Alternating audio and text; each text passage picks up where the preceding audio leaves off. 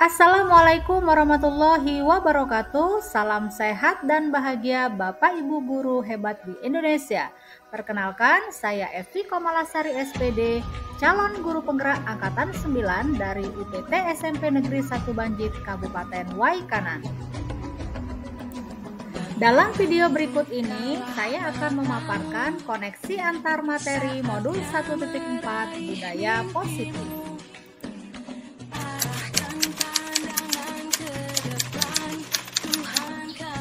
Sebagai seorang guru, saya memiliki peran untuk mendorong dan melaksanakan budaya positif di sekolah saya. Untuk melaksanakan budaya positif tersebut, maka diperlukan kolaborasi semua pihak di sekolah agar terbentuk ekosistem dan penyamaan persepsi tentang konsep inti budaya positif. Konsep inti tersebut meliputi disiplin positif, motivasi perilaku manusia yang berhubungan dengan hukuman dan penghargaan, posisi kontrol, restitusi, keyakinan sekolah atau kelas, dan segitiga restitusi.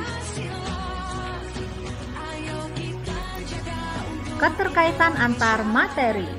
Menurut filosofi Ki Hajar Dewantara, pendidikan sejatinya adalah menuntut segala kodrat yang ada pada anak untuk mencapai keselamatan dan kebahagiaan yang setinggi-tingginya, baik sebagai individu ataupun sebagai anggota masyarakat.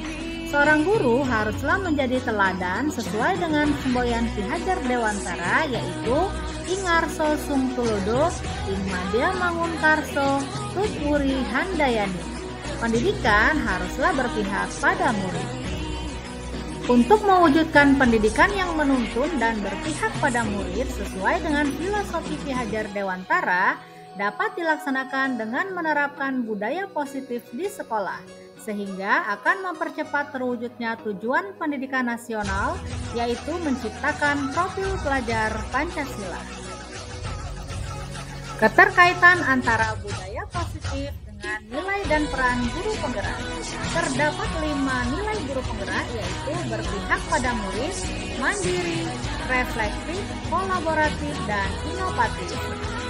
Sedangkan peran guru penggerak antara lain menjadi pemimpin pembelajaran, menjadi coach bagi guru lain, mendorong kolaborasi, menggerakkan komunitas praktisi, dan mewujudkan kepemimpinan murid. Keterkaitan antara budaya positif dengan nilai dan peran guru penggerak adalah budaya positif akan terwujud jika seorang guru memainkan peran guru penggerak dan mengimplementasikan nilai-nilai guru penggerak dalam dirinya. Budaya positif juga akan terwujud jika semua pihak bekerja sama dan berkolaborasi serta menyamakan persepsi tentang konsep inti budaya positif sehingga dapat dilaksanakan secara bersama. Keterkaitan antara budaya positif dan visi guru penggerak. Visi guru penggerak adalah representatif visual bagaimana gambaran murid di masa depan. Dalam menyusun visi guru penggerak haruslah berpihak pada murid dengan pola pikir menggunakan pendekatan inquiry apresiatif dan manajemen tahapan bagian. Penerapan budaya positif di sekolah dapat mempercepat terwujudnya visi guru penggerak, sehingga pendidikan yang berpihak pada murid dapat terwujud sesuai dengan filosofi pendidikan Ki Hajar Dewantara.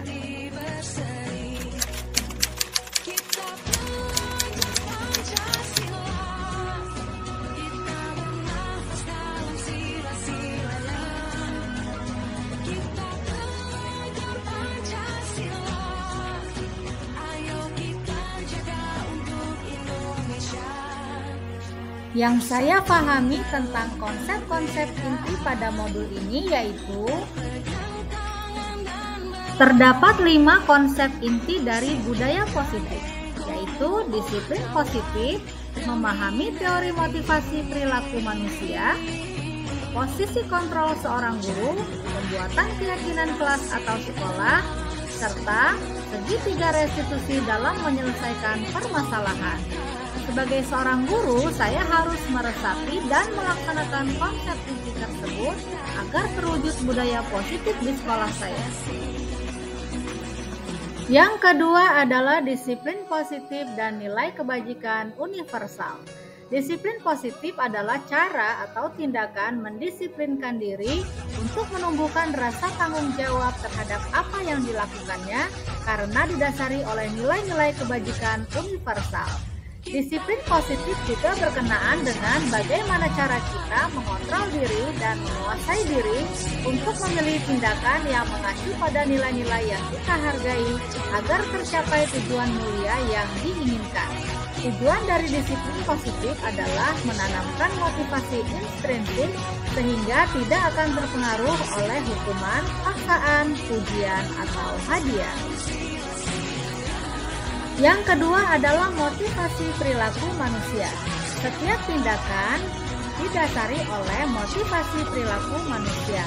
Terdapat 3 motivasi perilaku manusia. Yang pertama, untuk menghindari ketidaknyamanan atau hukuman. Yang kedua, untuk mendapatkan imbalan atau penghargaan dari orang lain. Dan yang ketiga, untuk menjadi orang yang mereka inginkan dan menghargai diri sendiri dengan nilai-nilai yang mereka percaya. Sebagai seorang guru, kita dapat mengidentifikasi motivasi perilaku peserta didik kita. Jika motivasi peserta didik kita masih untuk menghindari ketidaknyamanan atau hukuman, atau hanya untuk mendapatkan imbalan atau penghargaan dari orang lain, maka motivasi peserta didik kita masih merupakan motivasi yang bersifat eksternal. Tugas kita adalah mendorong tumbuhnya motivasi internal, sehingga peserta didik menjadi orang yang mereka inginkan dan menghargai diri sendiri. Yang ketiga yaitu posisi kontrol seorang guru. Terdapat 5 posisi kontrol seorang guru, yaitu sebagai penghukum, yang kedua sebagai pembuat merasa bersalah, yang ketiga sebagai teman, yang keempat pemantau, dan yang kelima adalah manajer. Dari kelima posisi kontrol seorang guru, maka idealnya adalah seorang guru harus mengambil posisi sebagai seorang manajer. Sebagai seorang manajer, guru akan berbuat sesuatu bersama dengan murid, mempersilahkan murid mempertanggungjawabkan perilakunya, mendukung murid agar dapat menemukan solusi atas permasalahannya sendiri. Posisi manajer juga mengacu kepada restitusi yang dapat menjadikan murid kita seorang manajer bagi dirinya sendiri. Yang keempat yaitu keyakinan sekolah atau keyakinan kelas. Keyakinan dapat dimaknai yaitu nilai-nilai kebajikan universal yang disepakati secara tersirat dan tersurat, terlepas dari latar belakang, suku, negara, bahasa, maupun agama. Keyakinan kelas dibuat oleh guru dan murid melalui sebuah kesepakatan. Keyakinan kelas juga berupa kalimat-kalimat atau pernyataan universal, senantiasa dibuat dalam bentuk positif, tidak terlalu banyak sehingga akan memudahkan untuk diingat dan dipahami oleh semua warga kelas, dan yang terpenting adalah dapat diterapkan di lingkungan tersebut. Yang kelima yaitu segitiga restitusi. Dalam menyelesaikan permasalahan, seorang guru dapat mengambil posisi kontrol seorang manajer dengan menerapkan segitiga restitusi. Terdapat 3 tahapan dalam segitiga restitusi, yaitu menstabilkan identitas, validasi tindakan yang salah, dan menanyakan keyakinan. Ketiganya bertujuan untuk agar peserta didik dapat menemukan solusi dari permasalahannya dengan mandiri dan bertanggung jawab. Hal yang menarik bagi saya dan di luar dugaan adalah ketika mempelajari teori motivasi, hukuman, penghargaan, dan restitusi. Saya baru mengetahui istilah dan makna dari restitusi, serta teori yang menyatakan tindakan memberikan penghargaan sama dengan menghukum seseorang.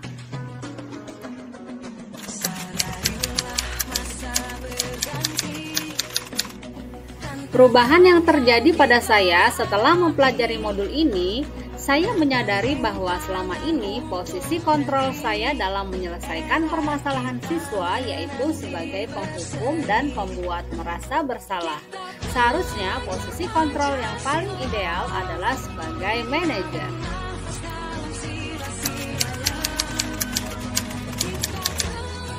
Pengalaman saya dalam memberikan penghargaan kepada siswa yang telah berbuat baik atau telah menunjukkan sebuah prestasi tidak lagi saya lakukan di depan umum sehingga tidak menimbulkan kecemburuan bagi siswa yang lain.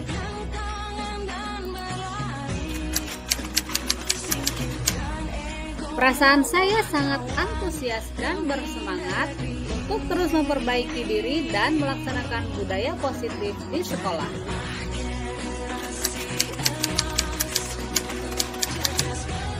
Hal yang sudah baik adalah mulai munculnya motivasi intrinsik dari siswa dalam melaksanakan budaya positif di sekolah. Hal yang harus diperbaiki adalah menghindari memberikan iming-iming atau janji di awal sehingga akan mengurangi motivasi eksternal pada diri peserta didik.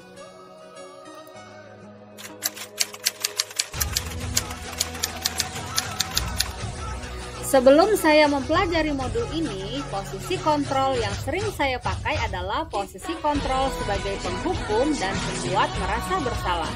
Saya merasa tidak dihargai dan gagal karena siswa terus mengulangi kesalahan yang sama walau sudah dihukum. Dan saya juga merasa bersalah karena harus menghukum siswa. Setelah mempelajari modul ini, saya memposisikan diri saya sebagai manajer dalam menyelesaikan permasalahan dengan menerapkan segitiga restitusi. Perasaan saya menjadi lebih tenang dan bersemangat. Saya menyadari bahwa pentingnya komunikasi yang efektif dan dukungan semua pihak dalam menumbuhkan rasa tanggung jawab pada peserta didik.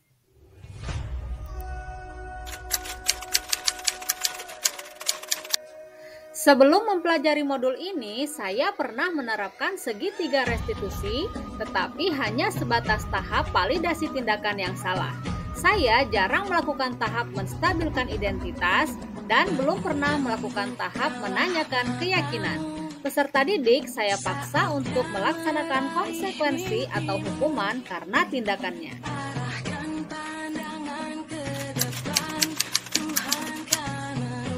Selain konsep yang telah disampaikan, hal yang penting lainnya yang harus dipelajari dan dilaksanakan untuk menciptakan budaya positif yaitu kerjasama dan kolaborasi semua pihak yang ada di sekolah.